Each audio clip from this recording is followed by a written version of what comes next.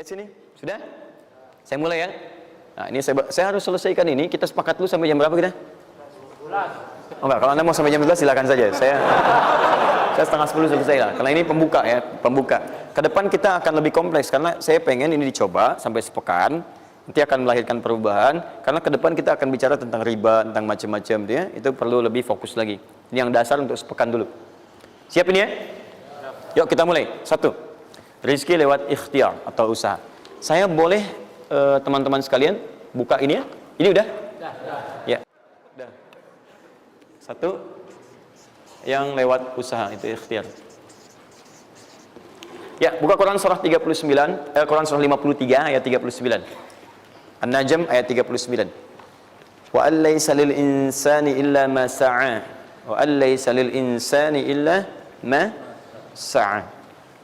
Wa allaysa lil insani, bahkan setiap manusia itu, awas, illa ma sa'a, akan mendapatkan rizki, akan mendapatkan hasil dari apa yang telah ia usahakan dengan sungguh-sungguh. Jadi kalau Anda ingin mendapatkan apapun, mau dapat pahala, dapat rizki, dapat ini, dapat itu, maka semua bergantung yang pertama pada tingkat kesungguhan usaha Anda. Usaha yang serius, yang sungguh-sungguh disebut dengan sa'a, yas'a, sa'yan. Sa'a, yas'a, sa'yan.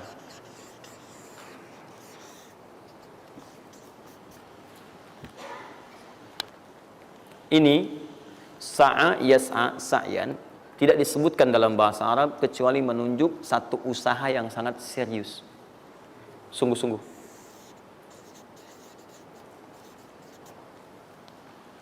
Rizki yang pertama ini sifatnya kata Al-Quran, langsung Allah yang menyampaikan. Kalau Anda mau mendapatkan rizki itu, baik yang sifatnya materi, uang, rumah, mobil, pakaian, makanan dan sebagainya, maka Anda mesti serius usaha. Usaha yang serius. Saya belum bicara bagaimana cara usahanya, tapi Quran ingin membangun komitmen dulu. Anda mau usaha enggak? Anda usaha, saya kasih kata Allah. Tapi kalau Anda enggak usaha, enggak akan turun rezeki. Ya, enggak ada rezeki turun dengan cuman diam aja, enggak ada. Anda mesti usaha. Saat saya berada di Mesir, ada 2 mahasiswa itu saling, mereka paham Quran. Mereka diskusi ingin membuktikan kebenaran Quran. Yang satu cara berpikirnya benar, yang satu keliru. Yang satu berkata, Allah kan sudah jamin rezeki kita akan diberikan, ya kan? Sampai kita wafat sempurna rezeki. Jadi nggak nyari pun pasti dikasih. Cara berpikirnya seperti itu. Ini yang dipakai oleh orang liberal sekarang. Nah, maksudnya logika semacam ini. Yang satu lagi berkata, memang Allah kasih, cuman kita mesti usaha. Dia sebutkan beberapa ayatnya. Yang satu bertahan dengan pendapatnya, dia ingin buktikan, saya masuk nanti ke masjid. Kalau di Timur Tengah itu suka ada zawiyah, tempat-tempat khusus untuk ibadah. Dia masuk ke dalamnya, sembunyi di belakang meja. Nah, di masjid itu suka ada muhsinin, para donatur, yang itikaf kasih makan, kasih makan. Hari pertama semua dikasih, dia tidak, karena ngumpet. Karena perjanjiannya nggak boleh ada usaha apapun. Hari kedua, dia masih ngumpet, nggak dikasih. Semua dikasih yang ada. Hari ketiga, sudah lapar sekali, sudah nggak tahan. Begitu udah dikasihkan, yang muhsinnya tanya, hal min akhar, ada lagi yang lain nggak? DKM-nya jawab, karena nggak tahu, kan ngumpet. Nggak ada yang lain. Baik, kalau gitu saya kasih ke tempat lain.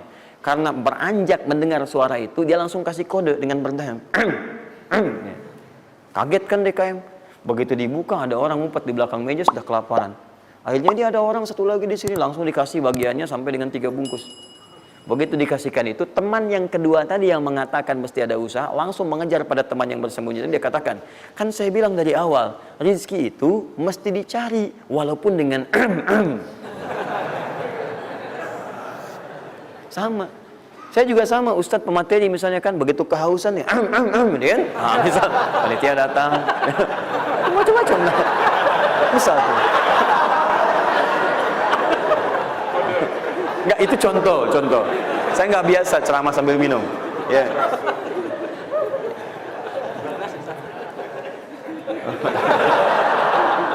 Jelas ya? Nah, jadi prinsip yang pertama, kita harus punya komitmen yang kuat dengan Allah. Kata Allah, kerja ya kerja. Kata Allah, usaha ya usaha, jangan diam. Di usaha itu sepanjang keluar yang disebut usaha dari dalam tubuh kita, kaki melangkah, tangan bergerak gitu kan, kemudian mulut berbicara, bersuara, atau telunjuk menunjuk aja, ada usaha, rezeki turun.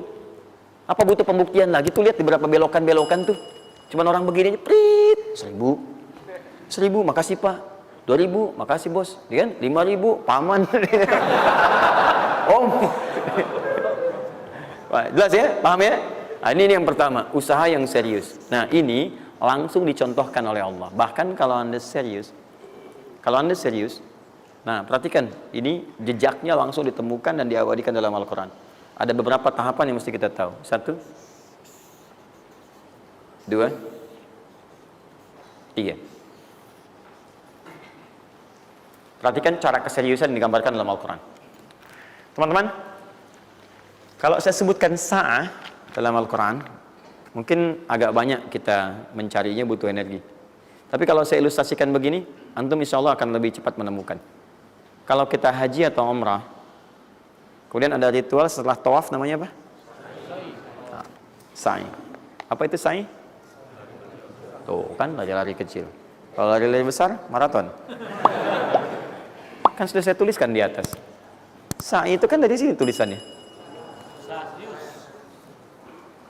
Ya, dari mana sa'i itu? Safa ke Marwah. Ya, buka Quran surah kedua ayat 158. Paling kiri di pertengahan. Innas safa wal marwata min sya'airillah. Faman hajjal bait aw i'tamara fala junaha alaihi ay yattawafa bihima. Man tatawwa khairan fa innallaha syakirun alim. Lihat sini. Ibadah ini kenapa dinamakan dengan sa'i? Dan sementara orang sekarang agak kurang tepat menerjemahkan dengan lari-lari kecil. Dalam bahasa Arab lari kecil bukan sa'i. Dalam bahasa Arab lari-lari kecil itu bukan sa'i.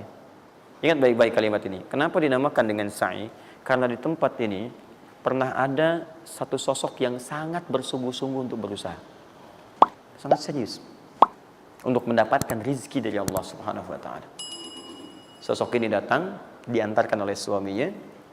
Kemudian ketika diantarkan, ternyata ini yang paling menarik. Ini yang saya berikan 3 panah ini. Diabadikan kisah ini di Quran surah ke-14 ayat ke-37. Pertama diantarkan. Ya, begitu tiba suami, istrinya dengan anak yang baru lahir, tiba-tiba langsung bermohon kepada Allah. Perhatikan, bukankah Allah pemilik rezeki? Masih ingat tadi teori di awal? Pusat rezeki ada di mana?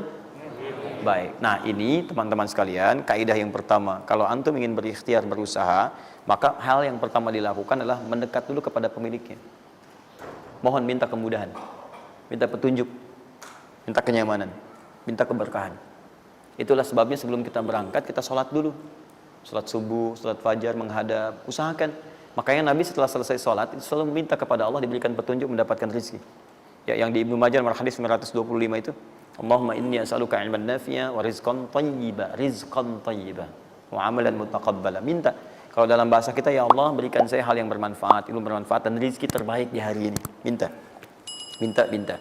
Nah, begitu sampai beliau bermohon pada Allah, Rabbana inni askantu min dzurriyyati biwadin ghairi dzi zar'in inda baitikal muhram. Perhatikan ya. Ya Allah, saya bermohon kepadamu, Engkau yang merawat kami, memerhatikan kami, memberikan rezeki kepada kami. Sifat rububiyah yang disebutkan namanya Rabb. Begitu meminta kepada Allah, ya Allah sekarang saya diperintahkan olehmu sebagai tawadhu. Nabi Ibrahim mengatakan, saya menempatkan sebagian keturunan saya, istri saya, anak saya di satu tempat yang sangat gersang. Hendak bayang nggak? Tempatnya gersang, gunung-gunungnya itu, batu-batunya itu rapat luar biasa, kerasnya luar biasa, dan nggak ditemukan sumber air di situ. Artinya, ini kondisi yang paling dalam lah, ya. Kondisi yang paling sulit didapatkan. Jadi selevel tumbuhan pun nggak ada. Jadi saya mau katakan begini, lihat ya. Anda pergi ke satu tempat, Anda berusaha tuh masih ada, Google-nya ada, bangunannya ada, kendaraan ada, modal ada, tinggal kelihatan semuanya jadi aktiva semua tuh. Tinggal kita olah aja. Ada orang yang pernah mendatangi tempat yang semuanya nggak ada bahan-bahannya. Bayang ya? Kosong. Tuh, saya pernah satu kali waktu ada krisis itu beberapa ke belakang. Itu semua showroom macam-macam itu pada jatuh. Dan saya diundang ke Hyundai untuk ngasih motivasi, ngasih training. Pertama kali saya dibawa itu, teman-teman sekalian, saya dibawa ke showroom mereka, selapangan tuh, isinya mobil semua. Mobil, apa perkataan pertamanya? Kata manajernya, Ustaz, itu biasanya kami kosong nih. Sekarang banyak seperti ini katanya. Mohon nanti diberikan gambaran seperti apa kami mesti semangat macamnya. Saya bilang, Pak, Bapak itu luar biasa ya. Tahu nggak Pak, orang yang pertama kali menemukan mobil, jangankan mobil begininya, bahannya aja susah nyarinya. Masuk kemudian ke showroom aja nggak ada, di belakang rumahnya cuma otak-atik cari bahan macam-macam, jadi yang sederhana. Ya dari situ aja jadi mobil. Bapak sekarang udah ada mobilnya, tinggal dipasarin aja. Nah sekarang banyak orang banyak mengeluh. Nabi Ibrahim dulu cuma bawa istrinya ke tempat yang gersang luar biasa, nggak ada potensi apa-apa, materinya kosong, itu gersang, tumbuhan nggak tumbuh. Apa yang terjadi begitu sampai di situ? Satu kalimat ketika meninggalkan Ibrahim istrinya Sayyidah Hajar dengan anaknya Ismail alaihissalam, maka pertanyaan pertama dalam satu riwayat, ahadza min amrillah, apakah semua ini ketetapan Allah? Maka dijawab bala. Perhatikan prinsipnya, selama ini ketetapan Allah, maka Allah tidak akan menyia-nyiakan saya.